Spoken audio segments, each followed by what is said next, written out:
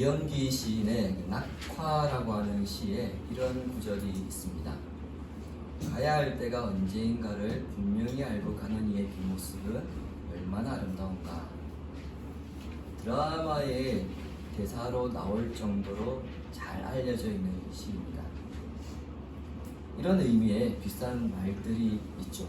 박수 칠 때 떠나라, 낄기 빠빠, 낄 때 끼고 빠질 때 빠져라.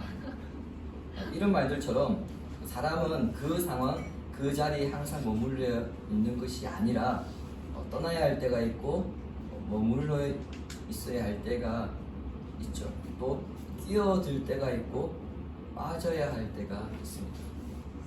그래서 전도서 기자는 범사에 기한이 있고 천하만사에 다 때가 있다라고 그렇게 말했습니다. 이 말씀처럼 세상 모든 일에는 다 때가 있습니다. 그 때가 되면 때에 맞게 행동해야 합니다. 헤어질 때는 헤어져야 하고요. 그만둘 때는 그만두어야 합니다. 그런데 떠나야 할 때 떠나지 못하고 그만두어야 할 때 그만두지 못하고 해야 할 때 하지 못하면 꼭 문제가 생깁니다. 뒤돌아서서 후회하게 되고 고통스럽게 되고 때로는 먼 길을 돌아서 가야 하기도 하죠. 따라서 언제 떠나야 하는가, 언제 해야 하는가, 언제 그만두어야 하는가, 그것을 아는 타이밍, 그 시점이 대단히 중요합니다. 문제는 그 시점을 아는 것이 너무 어렵다는 점이죠. 그래서 때를 놓쳐서 실수하는 경우가 종종 있습니다. 결혼해야 하는 때를 놓쳐서 본의 아니게 싱글로 살아가야 하는 사람들이 있고요. 헤어져야 하는데 헤어지지 못해서 마지못해서 남들에게 이 고민을 말도 못하고 내가 데리고 살고 있는 건지 아니면 나를 데리고 살아가 주고 있는 건지 그 불분명하게 하루하루를 살아가는 부부들도 분명히 있을 줄 압니다. 우리는 하나님의 인도하심을 믿습니다. 시편 기자는 하나님의 인도하심에 대해서 이렇게 노래합니다. 시편 48편 14절 보시기 바랍니다. 이 하나님은 영원히 우리 하나님이시니 그가 우리를 죽을 때까지 인도하시리로다. 아멘. 이 말씀처럼 하나님은 우리가 죽을 때까지 우리의 호흡이 멈추는 그날까지 우리의 걸음을, 우리 인생을 인도하십니다. 이것은 우리가 겪고 있는 모든 때가 하나님의 인도하심 하에 일어난다는 것을 의미합니다. 그러니까 우리가 무엇인가를 선택해야 할 때 왜 이 상황까지 왔을까? 라는 생각을 할 때가 있는데 그때 그 답은 무엇입니까? 방금 읽었던 시편 말씀에 의하면 하나님께서 인도하셨기 때문입니다. 왜 이 상황까지 왔을까? 잘은 모르겠지만 분명한 것은 하나다. 하나님께서 인도하셨다는 거야. 그게 답이겠죠. 바울의 사역지 이동도 이와 같습니다. 분명 그는 최선을 다해서 복음을 전했음에도 대적자의 극심한 핍박을 받아서 자기가 원하지 않는 때에 급히 그 사역지를 떠나서 다른 지역으로 이동했습니다. 거의 도망치듯 떠났다고 하는 것이 더 정확한 표현일 겁니다. 우리가 보기에는 바울이 정말 힘들어서 떠난 겁니다. 도저히 거기서 더 이상 복음을 전할 수 있는 상황이 아니기 때문에 그냥 떠난 겁니다. 그런데 하나님의 때가 된 것입니다. 주님이 떠나라고 하니까 그가 떠났습니다. 놀라운 점은 바울이 이런 이유든 저런 이유든 어쨌든 거기서 복음을 전할 수 있는 상황이 아니어서 갑작스럽게 떠났는데 오히려 그가 떠난 뒤에 그 교회는 더 잘 성장하더라는 겁니다. 이런 점에서 하나님의 때라고 하는 것은 분명히 우리 관점에서는 이해가 되지 않을 때가 있고요. 그 시점에서 선택은 누가 하는 겁니까? 내가 하는 것이지만 그 결과는 나의 의도와 전혀 다르게 나타날 때가 있다는 것을 우리가 삶에서 종종 경험할 때가 있습니다. 오늘 본문이 이 사실을 증언합니다. 계속해서 우리가 지금 고린도 지역에서 바울의 사역을 살펴보고 있습니다. 지난주 본문이었던 10절에 의하면 그 도시에 주님께서 택하신 사람들이 많았으므로 그들에게 복음을 증거하기까지 주님께서 바울과 함께 하셔서 어떤 사람도 바울을 대적하지 못하게 할 것이다. 이런 약속을 주셨습니다. 다른 지역 같았으면 바울이 그 고린도 지역에 있는 유대인들의 극심한 핍박을 받아서 벌써 떠났을 겁니다. 그런데 그들의 핍박이 강력했던 것만큼 10절에 나타나는 주님의 약속도 강력하게 바울을 사로잡고 있었기 때문에 바울이 18개월 동안 이 고린도에서 오랫동안 사역을 할 수 있었던 겁니다. 반대로 유대인들의 입장에서는 바울을 처리하기 위한 기회만 엿보고 있었는데 마침내 기회가 왔습니다. 그 기회란 고린도에 속해 있는 아가야 지방 총독의 갈리오가 새로 부임한 것입니다. 지도에 보시면요, 고린도는 하나의 도시이고 아가야는 고린도가 속해 있는 좀 더 넓은 행정구역입니다. 그러니까 우리로 치면은 대전이라고 하는 것이 고린도라고 보면 될 것이고요, 충청도라고 하는 것이 아가야라고 그렇게 여러분 보시면 됩니다. 본문 10절과 12절 사이에는 최소 1년 정도의 시간 차이가 있다고 보아야 되는데, 바울이 고린도에 머문 지 18개월이 거의 다 되어가는 그런 시점입니다. 갈리오라고 하는 사람이 아가야 지방의 총독으로 부임하기 위해서 이제 고린도에 옵니다. 고린도가 거기 중심지니까요. 근데 이 갈리오라고 하는 사람에 대해서 우리가 좀 알아야 될 필요가 있습니다. 이것이 본문에서 하나님께서 어떻게 일하시는가를 살펴보는 근거를 제공하기 때문에 그렇습니다. 여러분, 지금부터 로마식 이름이 나오니까 헷갈리시면 안 됩니다. 잘 기억하셔야 됩니다. 갈리오는 여러분들이 잘 아시는 네로 황제의 스승이었던 스토아 철학자, 아주 유명한 스토아 철학자 세네카의 형입니다. 그의 본명은, 갈리오의 본명은 루키우스 안네우스 노바투스입니다.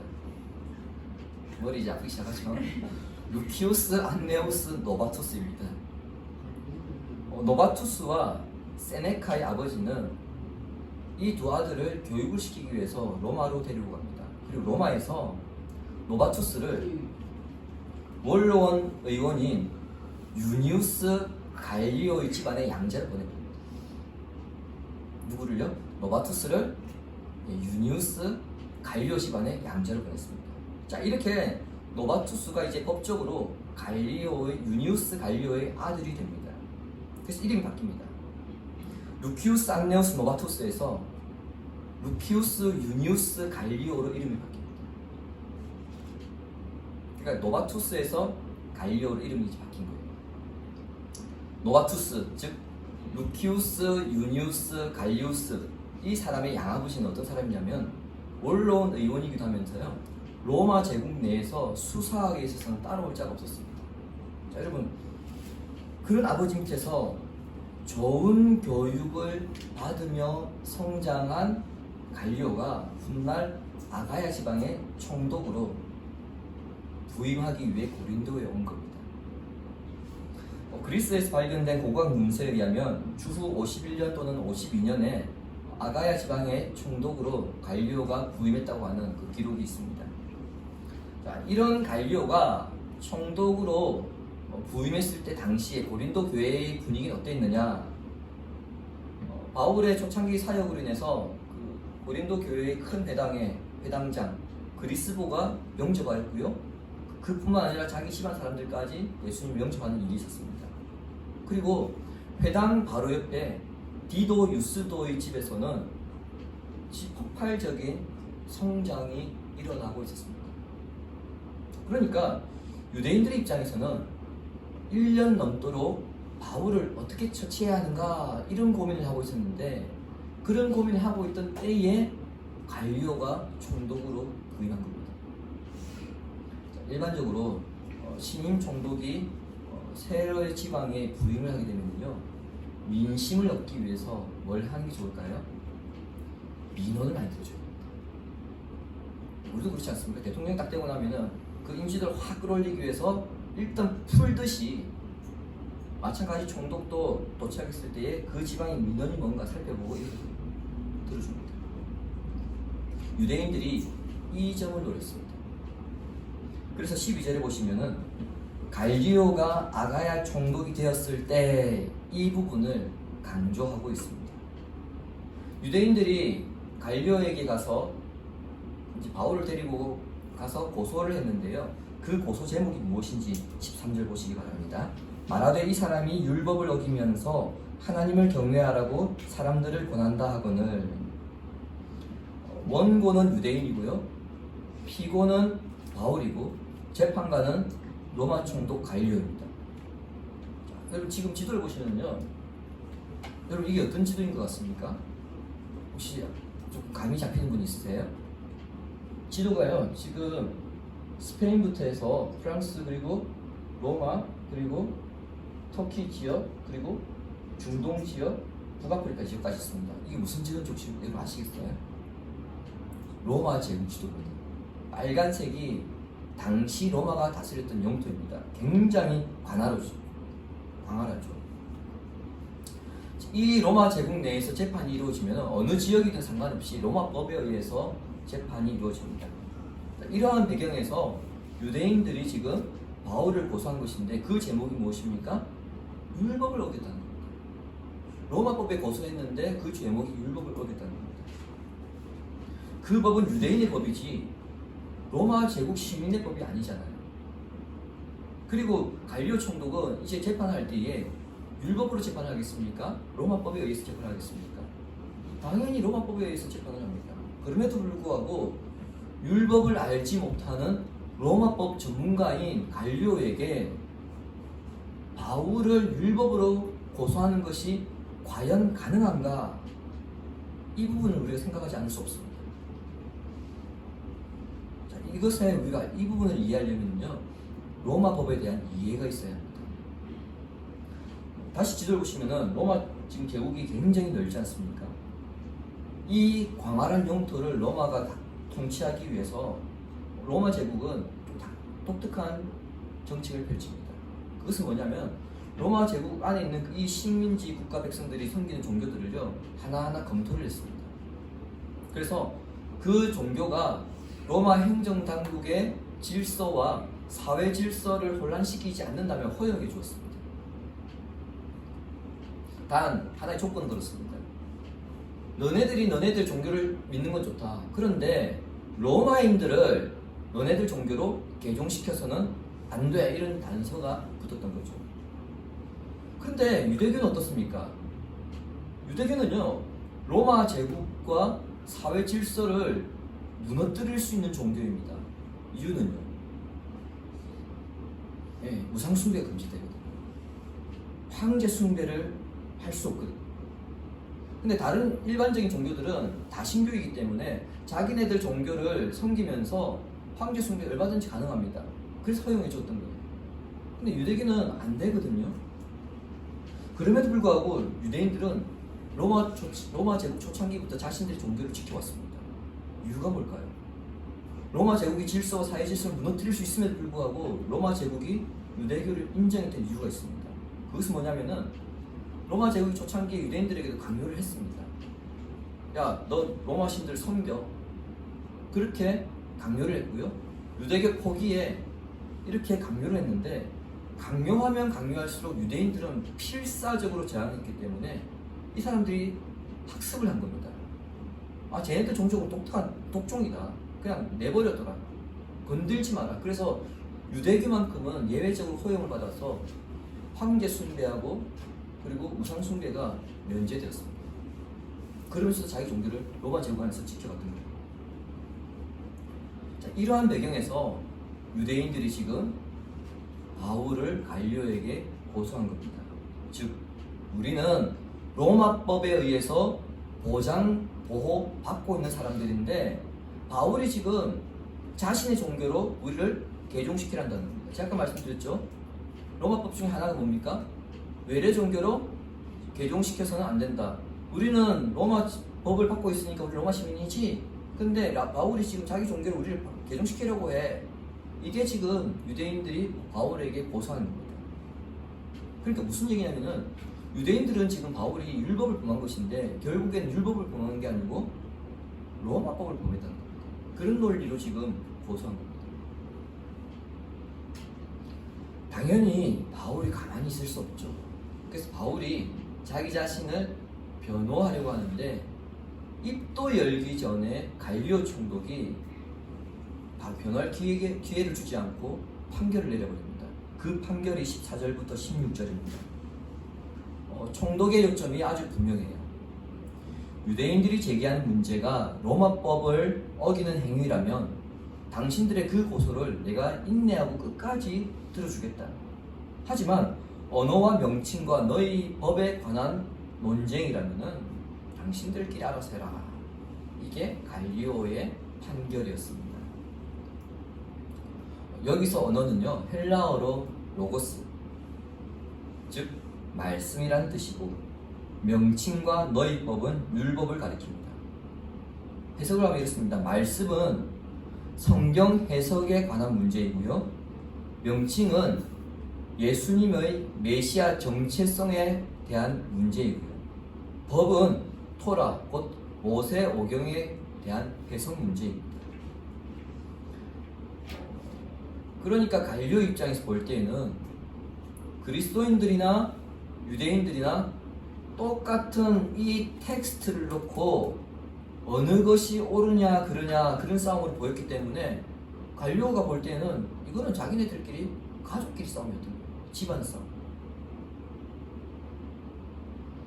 갈리오가 이런 결론을 내릴 수 있었던 이유 중 하나가 제가 앞서 장황하게 말씀드렸던 그의 집안 배경 때문입니다.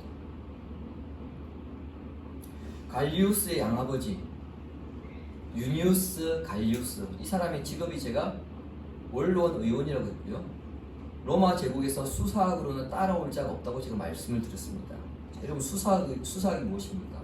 수사학이라고 하는 것은 다른 사람을 설득시키기 위한 언어학입니다. 쉽게 이야기하면 누가 말을 할 때에, 토론을 할 때에 말꼬투리 하나 잡고 늘어진 것은 기가 막힌 사람입니다. 단어 하나 놓치지 않고 그 의미를 꼼꼼하게 파악하는데 아주 도가 텄다고 하면은 그게 맞을 겁니다.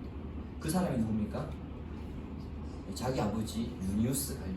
그 아버지부터 교육받은 사람이 누굽니까? 이 갈리오입니다. 그 점에서 볼 때에 유대인들의 고소는, 쟤네들은 지금 이것을 법의 문제라고 이야기하지만 유니우스 갈리오가 볼 때는 어떤 문제입니까? 이건 법의 문제가 아니고요, 말장난인 거죠. 말장난을 하고 있는 겁니다. 이렇게 갈리오가 원고의 소송을 기각시키고 결과적으로는 바울의 편을 들어줍니다. 그러나 갈리오 총독의 이와 같은 판결은 향후 로마 제국 내에서 기독교 선교에 한 획을 그어버립니다. 자기 의도와 상관없이 한 획을 그어버립니다. AD 64년쯤에 네로 황제가 로마 대화재의 책임을 그리스도인들에게 돌려서 핍박을 하게 되어지죠. 근데 그 사건이 일어나기까지 기독교가 로마 당국의 법의 보호를 받습니다. 이 사건으로 인해서 고린도 교인들은요, 다른 지역은 몰라도 적어도 이 고린도 안에서는 황제 숭배와 우상 숭배가 면제되었습니다. 누구들처럼요? 유대인들처럼. 왜요? 갈리오가 유대인들이나 그리스도인들이나 똑같은 텍스트를 가지고 있다, 이 결론을 내려버리기 때문에. 자, 이렇게 되니까 갑자기 예상치 못한 일이 벌어집니다. 17절 보시기 바랍니다. 모든 사람이 회당장 소스데네를 잡아 법정 앞에서 때리되 갈리오가 이 일을 상관하지 아니하니라. 재판 직후에 재판장에서 추방되었던 유대인들이 갑자기 자신들의 회당장 소스데네를 법정 밖으로 끌어내가지고 집단 폭행을 하기 시작했습니다. 사도행전에서 여러분 난제들이 몇 가지가 있는데요, 그 난제 가운데 하나가 이 대목입니다. 왜 갑자기 회당장 소스데네를 매질했는가입니다. 실감나게 말씀드릴까요? 우리 교회가 법에 소송이 걸렸는데 소송이 졌어요. 그랬더니 교인들이 여러분들이 저를 재판장으로 끌고 나와가지고 저를 때리는 겁니다. 그와 같은 일이 지금 벌어진 거예요. 소스데네는 도대체 왜 맞았을까요? 여러분 이해가 되십니까?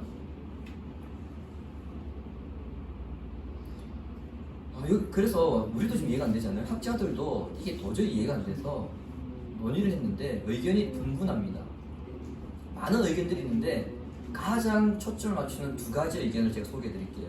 하나는 그 재판이 진행될 때에 소스데네가 바울과 고린도 교인들에 대해서 동정적인 태도, 우호적인 태도를 취했다. 이렇게 보는 게 첫 번째 견해이고요. 다른 하나는 정치적인 이유입니다. 유대인들이 소스테네를 폭행함으로써 갈리오가 다시 재판을 하지 않을 수 없도록 이 재판에 강제로라도 억지로라도 참여하도록 만들기 위해서입니다. 사도행전을 기록한 누가는요, 이 단락을 마무리하면서 이 상황에서 총독이 전혀 관여하지 않고 있음을 강조합니다. 자, 이렇게 본다면은 제가 소개해드렸던 두 가지 견해 중에서 두 번째 게 맞을 가능성이 높습니다. 마지막 말씀 17절에 의하면은요, 유대인들이 종교 분쟁에 갈리오는 나는 참여하지 않겠다 이런 의미거든요. 당신들끼리 알아서 살아. 여러분, 로마 제국 굉장히 광활하죠. 광활하기 때문에 어느 지역에서 만약에 밀란이 일어나기 시작하면은 곳곳으로 이 공기가 퍼져가게 됩니다. 그러면 이것은 로마 제국의 근간을 흔들 수 있기 때문에 로마 제국은 자기가 통치하는 지역 내에서 밀란이 발생하는 것에 대해서는 굉장히 민감하게 반응했습니다. 빌라도가 예수님에게 신문을 하면서 예수님이 무죄인 걸 알았음에도 불구하고 결국 사형 언도를 내렸던 이유 중에 하나가 바로 이것 때문입니다. 밀란이 일어나면 로마 제국이 굉장히 민감하게 반응하기 때문에 밀란이 일어나지 않도록 잠재우기 위해서 빌라도가 사형 선고를 내린 겁니다. 즉, 이 시점에서도 우리가 소수대네를 때리기 시작하면은 여러분, 교인들이 목사를 때리는데 가만히 있겠습니까? 시끄러질 수밖에 없겠죠, 당연히. 이것을 유도해서 갈리오가 참여하게끔 그렇게 만들었던 겁니다. 현재 중국 정부가 신장 위구르 자치 지역에서 독립을 향한 시위가 빈번하게 일어나니까 그것을 굉장히 강하게 통제하고 있습니다. 왜 그렇습니까? 그 지역의 시위를 내버려 둘 경우에 중국 소수민족 곳곳으로 독립 시위가 퍼져나갈 수 있기 때문이죠. 본문에서도 마찬가지. 이런 상황을 염두하고 유대인들이 소수대를 폭행하지 않았을까? 그런 견해가 거의 저는 맞다고 봅니다. 그런데 정작 갈리오는 어떻습니까? 관여하지 않고 내버려 두고 있는 실정입니다. 이러한 모든 과정을 겪은 소스데네에게 놀라운 일이 일어납니다. 주보 고린도전서 1장 1절 보시기 바랍니다. 하나님의 뜻을 따라 그리스도 예수의 사도로 부르심을 받은 바울과 형제 소스데네는, 바울을 괴롭혔던 회당장 소스데네가 어떻게 되어 있습니까? 고린도 교회의 성도가 되어 있습니다. 특별히 바울이 자신의 사도직을 언급하면서 소스데네를 뭐라고 말합니까? 형제라고 그렇게 부르고 있습니다. 그 점에서 소스데네는 단순히 성도가 되었다는 것이 아니라 고린도 교회의 지도자가 되었다는 것을 의미합니다. 소스데네가 회심하기 전에 그 그리스도와 함께 그 회당을 함께 이끌었는지 정확하게 알 수 없습니다만 분명한 것은요, 소스데네는 그리스도의 회심을 지켜보았습니다. 뿐만 아니라 회당장 바로 옆집 디도 유스도의 집에서 날로 그리스도인들이 하나씩 많아지고 있는 것을 자신의 눈으로 보았습니다. 무엇보다 갈리오가 자신들의 편을 들어주지 않는 것과, 그리고 유대인들이 자신을 매질하는 것을 통하여서 자기가 지금까지 믿어왔던 유대교에 대해서 아마 다시 생각하는 그런 계기가 되었을 것이고요. 이 모든 상황 끝에 소스데네는 그리스도처럼 주님을 따르기로 그렇게 결정했던 겁니다. 주님이 사랑하시는 가이시는 성도 여러분, 구글에 바울 기념교회 딱 검색해 보시면요, 현재 그리스 고린도에 바울 기념교회가 딱 뜹니다. 이미지 클릭해 보시면. 근데 그 고린도 교회 외벽에 보면은 헬라어로요, 고린도 교회의 역대 담임 목사 이름이 있습니다. 여러분 봐도 모르시겠죠? 헬라어를 모르니까요. 1대가 누군지 아세요? 1대 목사가 바울입니다. 2대 목사가 아볼로고요, 3대 목사가 실라이고 4대 목사가 소스데네입니다. 바울이 고린도를 떠난 뒤에 훗날 그 고린도 교회의 담임 목사가 소스데네가 된 것이죠. 자, 이런 때를 위해서 하나님은 바울을 18개월 동안 고린도에 머물게 하셨고, 또 바울이 떠나기 전에는 갈리오를 그곳에 총독으로 부임하게 하셨으며, 소스데네가 자기는 몰랐지만 이유 없이 매를 맞게 하심으로 자신의 종교, 자신의 신앙에 대해서 회의감을 가지게 함으로써 그리스도의 제자로 돌아오는 길들을 준비하셨습니다. 이러한 과정 속에서 바울이 떠나야 할 때, 그리고 이후 교회의 지도자들을 세워가는 일들이 준비되어져 갔던 것입니다. 그러니까 이 사람들은요, 자신들은 몰랐지만 결과적으로는 하나님의 때를 따라서 움직였던 겁니다. 마찬가지로 성도가 이런 사람들입니다. 우리는 그냥 하루하루 살아가는 사람들 같지만은 우리는 결과적으로는 하나님의 때를 따라 움직이는 사람들입니다. 그러므로 성도는 인생의 여정 가운데에 내가 지금 살고 있는 바로 이 시점이 하나님의 때에 있음을 깨달아야 합니다. 그렇게 할 때에 나 자신에게 주어진 삶의 의미를 발견하게 됩니다. 주님께서 왜 나를 저 사람을 만나게 하시고 나로 하여금 왜 지금 이 직장을 다니게 하시는지 그 의미를 깨닫게 되는데, 여러분, 그 의미를 깨닫게 될 때 비로소 우리는 사명이라는 것을, 이 사명의 개념에 대해서 알기 시작합니다. 그러니까 그 의미를 모른 채 우리가 사명을 받는다면 그 사명은 거짓말입니다. 사명에 대해 생각할 때, 머물러야 할 때, 떠나야 할 때를 알게 되고요, 해야 할 때와 그만두어야 할 때, 아무리 힘들고 지겨워도 참아야 할 때와 아무리 위험하더라도 해야 할 때, 도전해야 할 때를 알게 됩니다. 그렇게 함으로써 하나님 나라를 위한 좋은 열매들을 하나씩 맺어나가는 것입니다. 우리가 믿는 하나님은 정확한 때를 아시는 분입니다. 그래서 실수하지 않고 우리가 죽을 때까지 우리 인생을 인도해 나가십니다. 이사야 46장 9절부터 10절을 함께 읽겠습니다. 너희는 옛적 일을 기억하라. 나는 하나님이라. 나 외에 다른 이가 없느니라. 나는 하나님이라. 나 같은 이가 없느니라. 내가 시초부터 종말을 알리며 나의 길을 이해하게 한 이를 옛적부터 보이고 이르기를 나의 뜻이 설 것이니 내가 나의 모든 기뻐하는 것을 이루리라 하였노라. 아멘. 방금 읽었던 이사야서에서 이사야 선지자는 우리에게 이렇게 이야기합니다. 너희는 옛적 일을 기억하라. 오늘날 표현으로는 우리에게 이게 더 익숙할 겁니다. 과거를 돌아보라. 여러분, 지나온 시간들을 돌아보시기 바랍니다. 분명 어느 시점에서 이해하지 못할 그런 상황들, 순간들, 시점들이 있었을 줄 압니다.